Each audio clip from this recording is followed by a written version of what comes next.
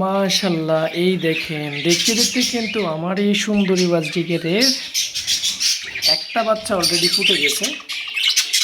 যার অপেক্ষায় এতদিন ছিলাম যে কবে ওর বাচ্চা ফুটবে, কিন্তু একটা ডিম দেখতে পাচ্ছি বাচ্চাটা ফুটার পরে যে ওর খোসাটা আছে আর একটা ডিমের ভিতর ঢুকে গেছে। ওটাকে এখন বের করে ক্লিন করে দিতে হবে, নাহলে পরবর্তী যে ডিমটা আছে ওটা ফুটবে না।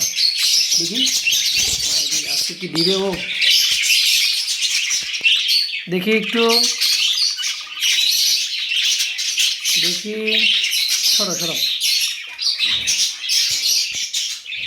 দেখি দেয় নাকি,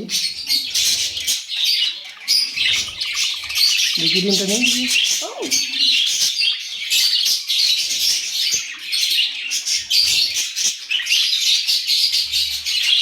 কী করা যায় আসলে, আমার কাছে কোনো হ্যান্ড গ্লোভস নাই।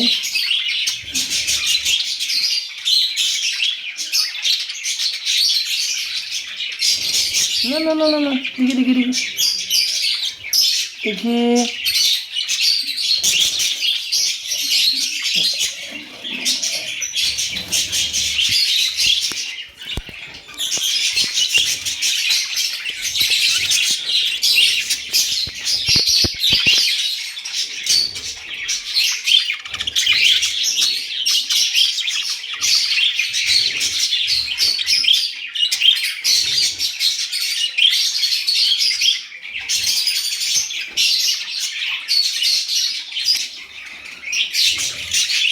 একদম পরিষ্কার দেখা যাচ্ছে যে ওর ডিমটা,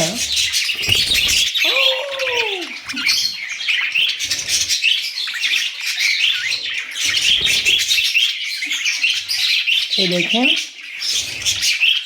এই যে একটা খোসা, এই খোসাটা ওই ডিমের ভিতরে ঢুকে গেছে। আমি যদি এটা ক্লিন করে না দিই তাহলে কিন্তু এটা বের হতে পারবে না, ডিমটা ফুটে বের হতে পারবে না। এই দেখুন, এই খোসাটা হচ্ছে ওই ডিমের উপরে লেগেছিল, যার কারণে এই ডিমটা ফুটতে পারে নাই। আপনাদের মাঝে মধ্যে এরকম হবে, তাই দেখে শুনে ক্লিন করে দিতে হবে। আর দেখেন, এই বাচ্চাটা ফুটার চেষ্টা করতেছে, ফুটে যাবে খুব শীঘ্র ইনশাল্লাহ। এই হচ্ছে ওনার বেবিটা, মাশাল্লাহ। বেবিটাকে খাওয়াইছে, দেখেন কতটা সুন্দর করে খাওয়াইছে।